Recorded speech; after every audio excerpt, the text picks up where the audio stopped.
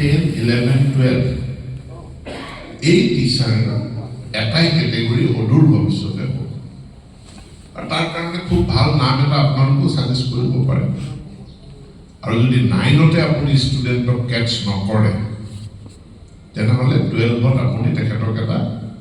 ভাল মানে ডাইৰেকশ্যন দিক নিৰ্দেশনা আমি দিব নোৱাৰিম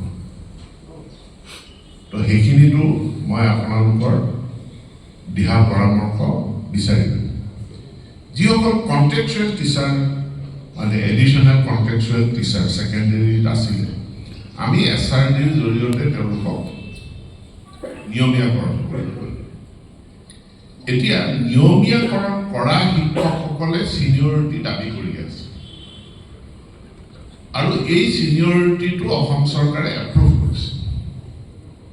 কাৰণ কণ্টেক্সুৱেল হ'লেও তেওঁলোক অসম চৰকাৰৰ দ্বাৰা নিয়োজিত আছে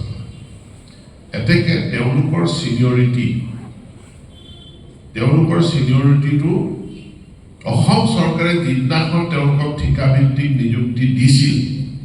সেই তাৰিখৰ পৰা আমি ছিনিয়ৰিটিটো কাউণ্ট কৰিম আৰু they will be eligible for the post of headmaster, assistant headmaster, principal, vice principal. এটা সৰু কেনা থাকি গৈছে সেইটো হ'ল যিসকল কণ্টেক্সুৱেল হৈ থাকি গ'ল যিসকলে কাৰণ এইটো অপশ্যন আছিল কিছুমানে ৰেগুলাৰাইজেশ্যন হোৱাৰ অপশ্যন ল'লে যদি কোনোবাই ৰেগুলাৰাইজেশ্যন হোৱাৰ অপশ্যন লোৱা নাই তেওঁ ছিনিয়ৰিটিটো পাব নাপায় ৰুল মতে তেওঁ ছিনিয়ৰিটিটো নাপায় কাৰণ তেওঁ এতিয়া ঠিকাভিত্তিক কিন্তু প্ৰিন্সিপালৰ পোষ্টটো নিয়মীয়া পোষ্ট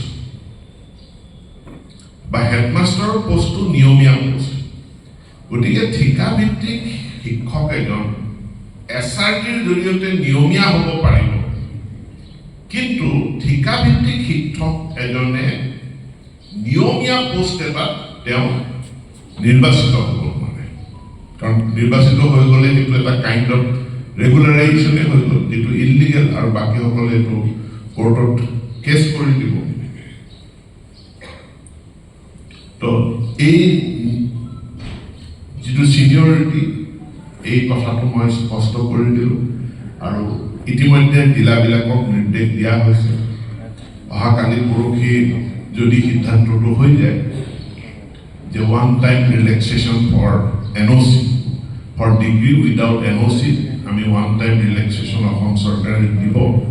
যদি এই সিদ্ধান্তটো হৈ যায় আমি যি য'ত কেছ মোকৰ্দমা আছে সেইটো বেলেগ কথা কেছ মোকৰ্দমা নথকা অৰ্থাৎ গ্ৰেডেশ্যন লিষ্টৰ বিৰুদ্ধে য'ত আন ইছ্যু লৈ পেলাই কেছ আছে সেইখিনি বাদ দি বাকী আমি প্ৰধান শিক্ষকসকলক এই মাহৰ ভিতৰতে মই চেষ্টা কৰিম এই মাহৰ ভিতৰতে আমি সকলোখিনি নিযুক্তি যাতে আমি দি দিব নতুন এডভাৰটাইজমেণ্টটো ওলাব আন এটা ইছ্যু আছে যে কিছুমান হাইস্কুলক আমি হায়াৰ ছেকেণ্ডেৰীলৈ উন্নীত কৰিলোঁ এতিয়া প্ৰিন্সিপাল তাতো হায়াৰ ছেকেণ্ডেৰীখনত প্ৰিন্সিপাল হ'ব লাগে এতিয়া প্ৰিন্সিপাল নাই হেড টিচাৰজনে যিখিনি কথা আপোনালোকে জানে তেওঁলোকে দৰমহাৰ কাৰণে সেই হেড টিচাৰ হিচাপে চলি মাৰিব লাগে স্কুলৰ হেড হিচাপে তেওঁলোকে প্ৰিন্সিপাল তেওঁলোকক কৰি দিব পৰা হোৱা নাই কাৰণ প্ৰিন্সিপালৰ পষ্টটো ক্ৰিয়েট হোৱা নাই প্ৰিন্সিপালৰ পোষ্ট ক্ৰিয়েট কৰা প্ৰিন্সিপাল হ'লেও হেড টিচাৰজন যেতিয়া হাইস্কুলখন হায়াৰ ছেকেণ্ডেৰী হ'ল